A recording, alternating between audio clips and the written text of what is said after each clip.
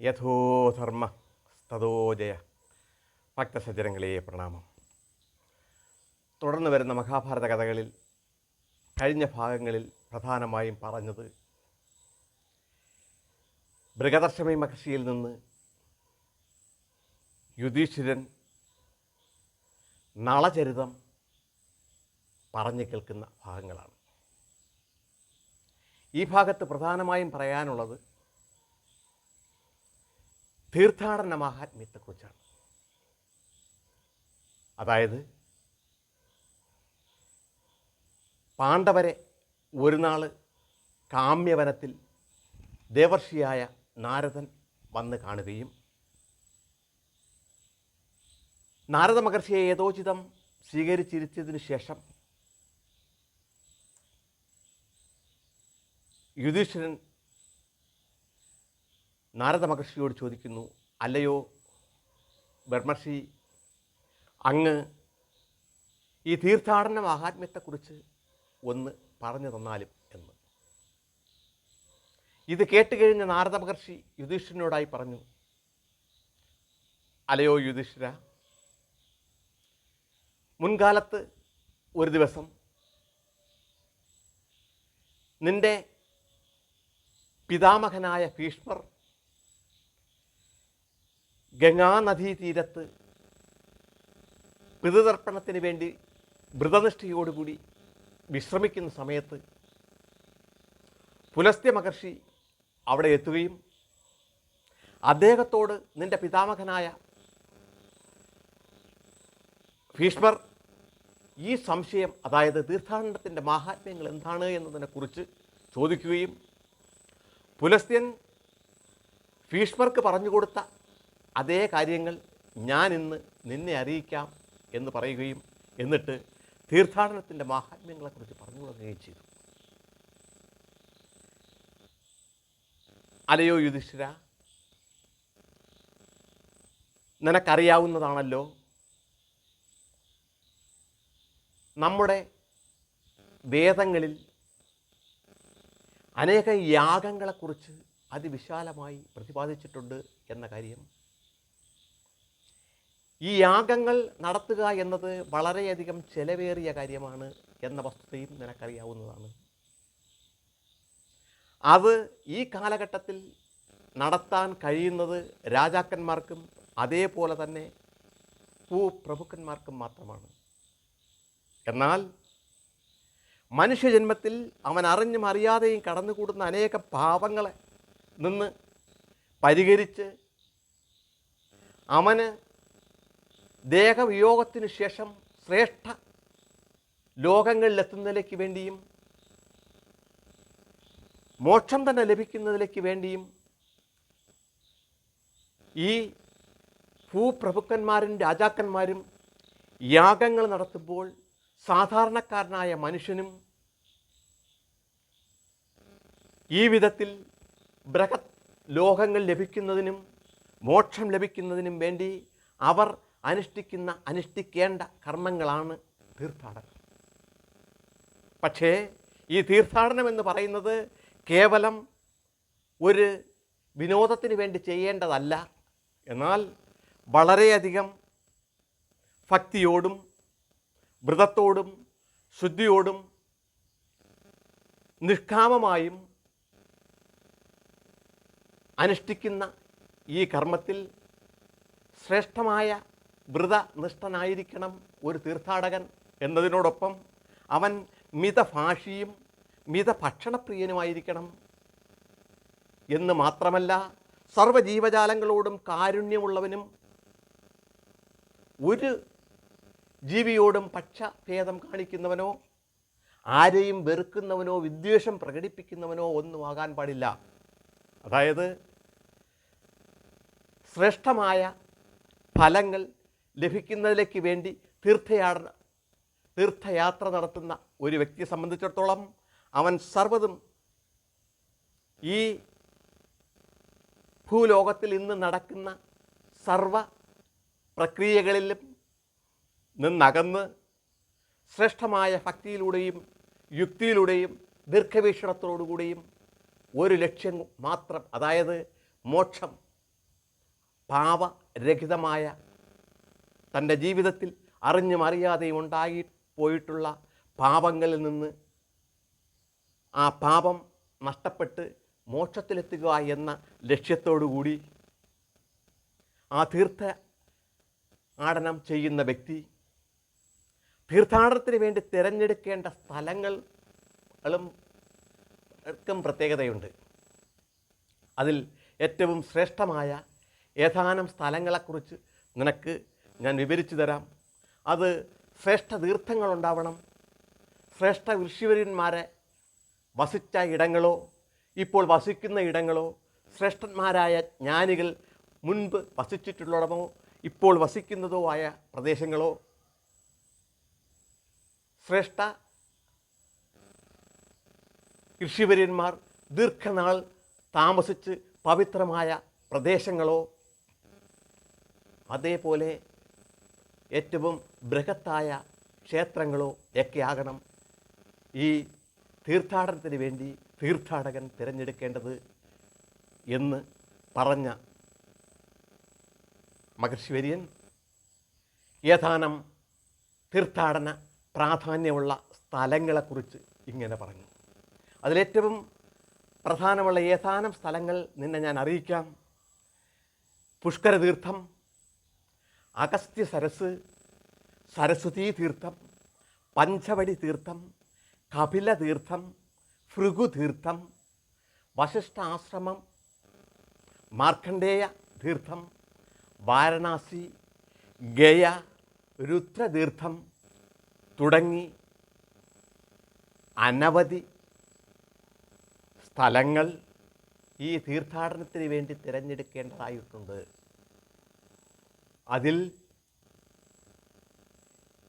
ദക്ഷിണദിക്കിൽ നിന്ന് ഈ തീർത്ഥങ്ങളെല്ലാം പരിഗണന നടത്തി അവസാനം ഗയയിലാണ് നിൻ്റെ പിതാമഹൻ തീർത്ഥാടനം അവസാനിപ്പിച്ചത്. അതേപോലെ നിനക്കും തീർത്ഥാടനം തുടങ്ങാം. അത് ഏറ്റവും ശ്രേഷ്ഠവും ശ്രേയസ്കരവും ആയ പ്രവൃത്തിയാണ് എന്ന് പറഞ്ഞുകൊടുത്ത ദേവർഷി നാരദൻ യുധിഷ്ഠിരനോടും മറ്റ് പാണ്ഡവരോടും പാഞ്ചാലിയോടുമൊക്കെ യാത്ര പറഞ്ഞ് കാമ്യവനത്തിൽ നിന്ന് പോവുകയും ചെയ്തു. ആ ദിവസം മുതൽ യുധിഷ്ഠിരൻ്റെ മനസ്സിൽ ഒരേ ഒരു ചിന്ത മാത്രമേ ഉണ്ടായിരുന്നു, എത്രയും പെട്ടെന്ന് തീർത്ഥാടനം നടത്തുക എന്നത്. ഇത് മനസ്സിലാക്കിയ പാണ്ഡവരെ അനുഗമിച്ചിരുന്ന അവരുടെ ഉപദേശകനായ ശ്രേഷ്ഠ ഇരുവര്യൻ ഋഷിവര്യൻ ധൗമ്യൻ തീർത്ഥാടനം നമുക്ക് എത്രയും പെട്ടെന്ന് തന്നെ ആരംഭിക്കാമെന്ന് യുധിഷ്ഠിരനെ അറിയിച്ച് ഇരിക്കുന്ന ആ സന്ദർഭത്തിൽ ലോമശൻ എന്ന ഋഷിവര്യൻ അവിടെ എത്തുകയും യുധിഷ്ഠിരനോട് ഞാൻ ദേവലോകത്തിൽ നിന്ന് വരികയാണെന്നും ഇന്ദ്രൻ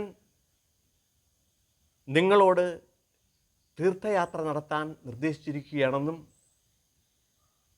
ഇന്ദ്രൻ മാത്രമല്ല ഇന്ദ്രൻ്റെ അടുത്ത് തന്നെ ഉള്ള അർജുനനും അതാണ് ആവശ്യമെന്നും ആഗ്രഹമെന്നും അറിയിക്കുകയും അർജുനൻ മഹാദേവനോടും മറ്റ് ദേവന്മാരോടും യഥാവിധി നേടേണ്ട ആയുധങ്ങളെല്ലാം നേടിക്കഴിഞ്ഞുവെന്നും ദേവരക്ഷാർത്ഥം ചില പ്രവർത്തികൾ അവിടെ ചെയ്തു തീർക്കാനുണ്ട്, അതിനുശേഷം നിങ്ങളോടൊപ്പം ചേരുന്നതാണ് എന്നും അറിയിക്കുകയും നിങ്ങളോടൊപ്പം തീർത്ഥാടനത്തിന് ഞാനും അനുഗമിക്കാം എന്ന് അറിയിക്കുകയും ചെയ്തത് പ്രകാരം ലോമശനും ധൗമ്യൻ്റെയും നേതൃത്വത്തിൽ യുധിഷ്ഠിരനും മറ്റ് പാണ്ഡവരും പാഞ്ചാലിയും ഏതാനും ഋഷിശ്രേഷ്ഠന്മാരും ബ്രാഹ്മണ പ്രമുഖരും അടങ്ങുന്ന വ്യക്തികൾ തീർത്ഥാടനത്തിലേക്ക് വേണ്ടി പുറപ്പെട്ടു. ഈ സമയം അർജുനൻ മഹാദേവനിൽ നിന്നും മറ്റ് ദേവന്മാരിൽ നിന്നും അനേകം ആയുധങ്ങൾ കരസ്ഥമാക്കി അവരുടെ എല്ലാം സംപ്രീതിക്ക് പാത്രമായി ദേവലോകത്ത് ദേവേന്ദ്രനോടൊപ്പം തന്നെ വസിക്കുകയാണ് എന്നറിഞ്ഞ പാഞ്ചാലിക്കും യുധിഷ്ഠിരനും മറ്റ് പാണ്ഡവർക്കും വളരെയധികം സന്തോഷമുണ്ടാകുകയും അവർ ആ തീർത്ഥയാത്ര ആരംഭിക്കുകയും ചെയ്തു. കാടുകളും മലകളും പുഴകളും ഒക്കെ അനേകം ഇങ്ങനെ താണ്ടി ആ തീർത്ഥാടനം അങ്ങനെ മുന്നോട്ട് പോവുകയും ഇടയ്ക്ക് ഏതാനും ദിവസം വനത്തിൽ കുടിൽ കെട്ടി അവിടെ വസിക്കുകയും ആ വിശ്രമം 2-3 ദിവസം തുടർന്നതിന് ശേഷം വീണ്ടും തീർത്ഥങ്ങൾ ലക്ഷ്യമാക്കി അങ്ങനെ യാത്ര തുടരുകയും ചെയ്തു.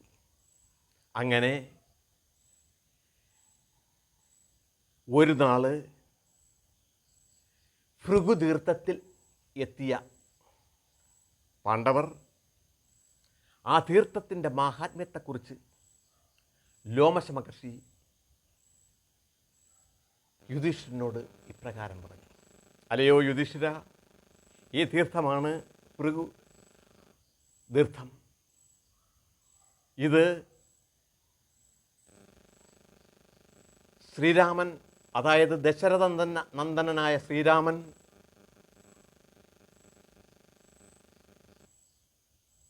ഭൃഗുരാമനുമായി നേരിട്ട് യുദ്ധം ചെയ്ത സ്ഥലമാണിവിടം. ജമദഗ്നിപുത്രനായ ഭൃഗുരാമൻ ശ്രീരാമനോട് പരാജയപ്പെടുകയും ഭൃഗുരാമൻ്റെ തേജസ് മൊത്തവും ശ്രീരാമനിലേക്ക് ലയിക്കുകയും ചെയ്ത ആ സന്ദർഭത്തിൽ തൻ്റെ തേജസ് വീണ്ടെടുക്കുന്നതിലേക്ക് വേണ്ടി മുങ്ങിയ എണീറ്റ തീർത്ഥമാണ് ഭൃഗുതീർത്ഥം. ഈ തീർത്ഥത്തിന് ഭൃഗുതീർത്ഥം എന്ന് പേര് വരുന്നത് തന്നെ കാരണം ഭൃഗുരാമൻ മുങ്ങിയതിനാലാണ് ഈ തീർത്ഥത്തിന് ഭൃഗുതീർത്ഥം എന്ന് നാമം ലഭിച്ചത് തന്നെ. അങ്ങനെ ഭൃഗുരാമൻ എന്നറിയപ്പെടുന്ന പരശുരാമന് തേജസ് വീണ്ടെടുക്കാൻ കഴിഞ്ഞ ഈ ഭൃഗുതീർത്ഥത്തിൽ നീ തീർത്ഥാടനം നടത്തുകയാണ് എങ്കിൽ ദുര്യോധനൻ നിന്നിൽ നിന്ന് കവർന്നെടുത്ത നിന്റെ തേജസ് നിനക്ക് തിരിച്ചു ലഭിക്കുന്നതാണ് എന്ന്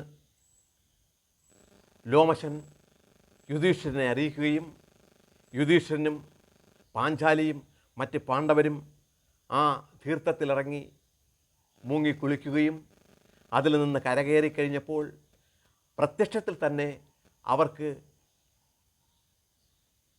പ്രത്യേകം ഒരു ഓജസ്, ഉണർവ്, തേജസ് ലഭിച്ചതായി എല്ലാവർക്കും ബോധ്യമാവുകയും ചെയ്തു. അങ്ങനെ ഭൃഗുതീർത്ഥത്തിൽ മുങ്ങിക്കുളിച്ച് കരകയറിയ പാണ്ഡവർ വീണ്ടും മുന്നോട്ട് യാത്ര ചെയ്യുകയും അവർ അഗസ്ത്യാശ്രമത്തിലെത്തുകയും ചെയ്തു. അഗസ്ത്യാശ്രമത്തിലെത്തിയ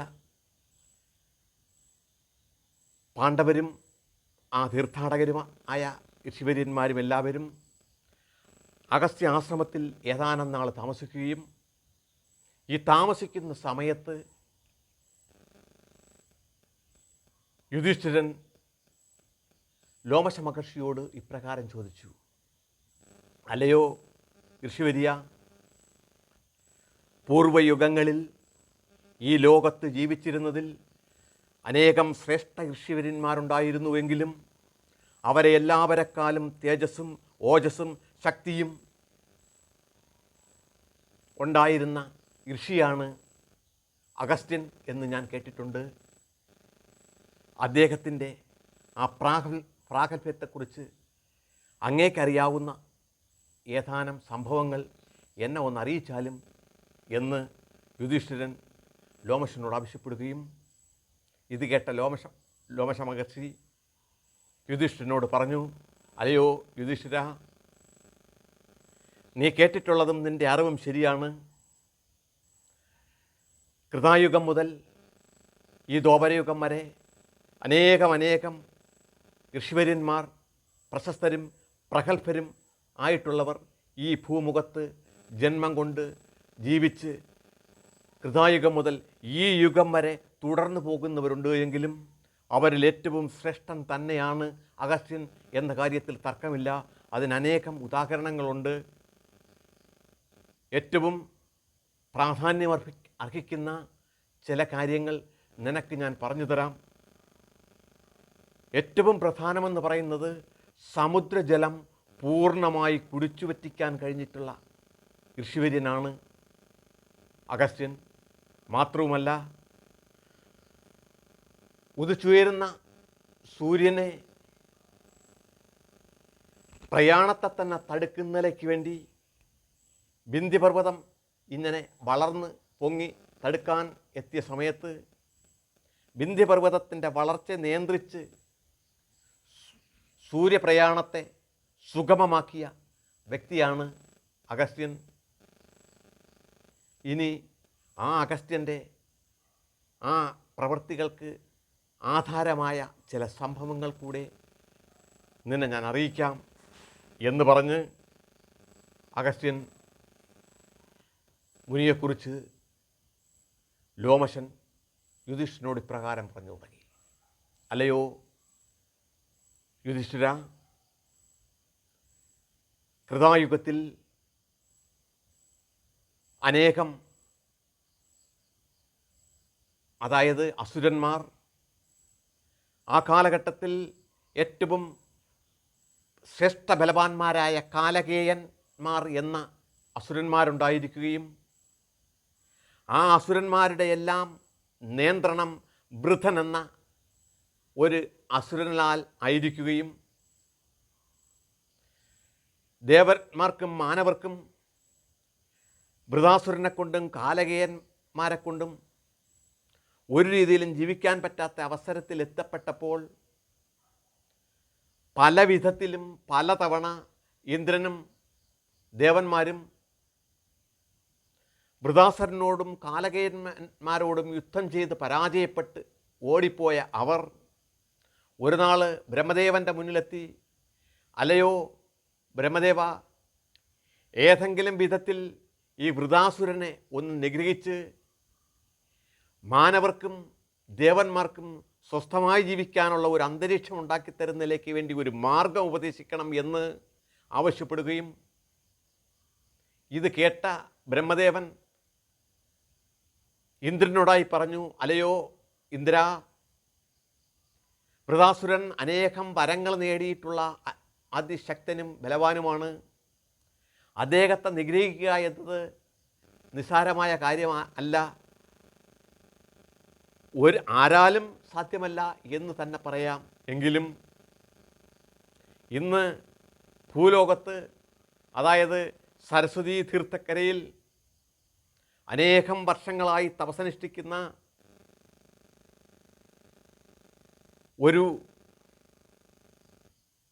ശ്രേഷ്ഠ ഋഷിവര്യനുണ്ട്. അദ്ദേഹത്തെ നിങ്ങൾ പോയി കാണുകയും ആ ഋഷിശ്രേഷ്ഠനായ ദധീചനെ പ്രീതിപ്പെടുത്തി അദ്ദേഹത്തിൻ്റെ അസ്ഥി കൊണ്ടുണ്ടാക്കുന്ന ഒരായുധം കൊണ്ട് മാത്രമേ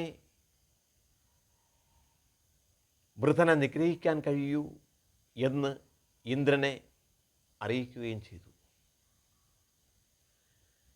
ഇത് കേട്ട ദേവന്മാർ എങ്ങനെയാണ് ശ്രേഷ്ഠ ഋഷിവര്യനായ ദധീചനോട് തൻ്റെ അസ്ഥി ആവശ്യപ്പെടാൻ കഴിയും എന്ന് അങ്ങനെ വ്യാകുലപ്പെട്ടിരിക്കുമ്പോൾ ബ്രഹ്മദേവൻ തന്നെ പറഞ്ഞു, ആര് എന്താവശ്യപ്പെട്ടാലും നൽകുന്ന സൗശീലനായ ദധീച മഹർഷി, നിങ്ങൾ സങ്കടം പറഞ്ഞ് അങ്ങയുടെ മുമ്പിലെത്തി യാചിക്കുകയാണെങ്കിൽ തീർച്ചയായും അദ്ദേഹത്തിൻ്റെ ആത്മാവ് ആ ദേഹത്തിൽ നിന്നും വേർപിടിച്ച് നിങ്ങൾക്ക് ആ ശരീരം നൽകുന്നതാണ് എന്നറിയിച്ചത് പ്രകാരം ഇന്ദ്രനും ദേവന്മാരുമായി സരസ്വതീ തീർത്ഥത്തിൽ ദധീച മഹർഷിയുടെ ആശ്രമത്തിലെത്തുകയും അദ്ദേഹത്തെ വേണ്ടവണ്ണം പ്രണമിച്ചതിനു ശേഷം വൃഥൻ്റെ ഉപദ്രവങ്ങളെക്കുറിച്ചും മാനവരും ദേവന്മാരും അനുഭവിക്കുന്ന ബുദ്ധിമുട്ടുകളെക്കുറിച്ചും വിവരിച്ചതിന് ശേഷം അതിന് ബ്രഹ്മദേവൻ പറഞ്ഞ ഒരേ ഒരു പരിഹാരം അനേകം വർഷത്തെ നിഷ്കാമമായ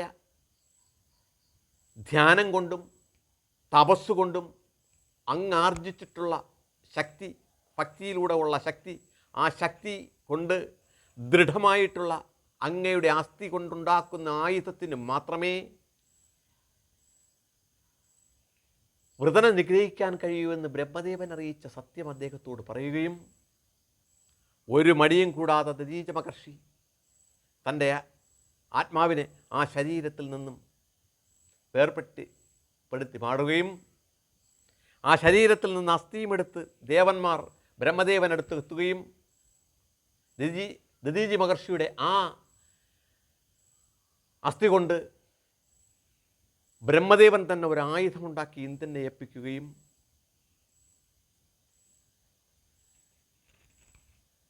ആ ആയുധത്തിന് വജ്രായുധം എന്ന് പേര് നൽകുകയും അങ്ങനെ ഇന്ദ്രൻ്റെ പിൽക്കാലത്തെ ആയുധം തന്നെ വജ്രായുധമായി മാറുകയും പ്രധാന ആയുധം വജ്രായുധമായി മാറുകയും ചെയ്തു. എന്നാൽ ഇന്ദ്രനും ദേവന്മാരും ഈ വജ്രായുധവുമായി വൃതനെ യുദ്ധത്തിന് വേണ്ടി നേരിടുകയും ഇന്ദ്രന് ഈ വജ്രായുധം വൃതന് നേരെ പ്രയോഗിക്കാൻ കഴിയുന്നതിന് മുമ്പ് തന്നെ കാലകേയന്മാർ ദേവന്മാരെ അടിച്ചോടിക്കുകയും വൃതന് നേരെ വജ്രായുധം പ്രയോഗിക്കാൻ ഇന്ദ്രന് കഴിയാതെ ഇന്ദ്രൻ നേരെ വിഷ്ണുവിന് മുന്നിലെത്തി അഭയം പ്രാപിക്കുകയും ഈ കാര്യങ്ങളെല്ലാം അറിയിക്കുകയും ചെയ്തു. എന്ന് ഈ വജ്രായുധം എടുത്ത് പ്രയോഗിക്കാൻ ഉള്ള അത്രയും ശക്തി നിനക്കിപ്പോൾ പോരെന്നും അങ്ങനെ ഇന്ദ്രന് വിഷ്ണു ഭഗവാൻ തന്നിൽ നിന്നും കുറച്ച് ശക്തി ദേവേന്ദ്രന് നൽകുകയും ആ ശക്തിയുമായി വീണ്ടും തിരിച്ചെത്തിയ ദേവേന്ദ്രൻ വൃതനെ നേരിട്ട് ഈ വജ്രായുധം കൊണ്ട് വൃതനെ നിഗ്രഹിക്കുകയും ചെയ്തു. വൃതൻ്റെ മരണത്തോടുകൂടി ഭയചകിലരായ കാലകേയന്മാർ സമുദ്രത്തിൽ പോയി ഒളിക്കുകയും അങ്ങനെ വൃതൻ്റെ ശല്യം മാനവർക്കും ദേവന്മാർക്കും അവസാനിക്കുകയും ചെയ്തു. പ്രിയ ഭക്തജനങ്ങളെ, ഈ ഭാഗം ഞാനിന്നിവിടെ നിർത്തുന്നു. തുടർ ഭാഗങ്ങളിൽ സമുദ്രത്തിൽ ഒളിച്ച കാലകേയന്മാർ പിന്നെ എങ്ങനെയൊക്കെയാണ് ദേവന്മാർക്ക് ബുദ്ധിമുട്ടുണ്ടാക്കിയതെന്നും സമുദ്രജലം പൂർണ്ണമായി കുടിച്ചു വറ്റിക്കാൻ അഗസ്ത്യമുനിക്ക് ചെയ്യേണ്ടി വന്ന അവസ്ഥ എന്താണെന്നും ഉള്ളതിനെക്കുറിച്ച് തുടർഭാഗത്ത് പ്രതിപാദിക്കാം. തൽക്കാലം നിർത്തട്ടെ. ലോകാ സമസ്ത സുഖിനോ ഭവന്തു.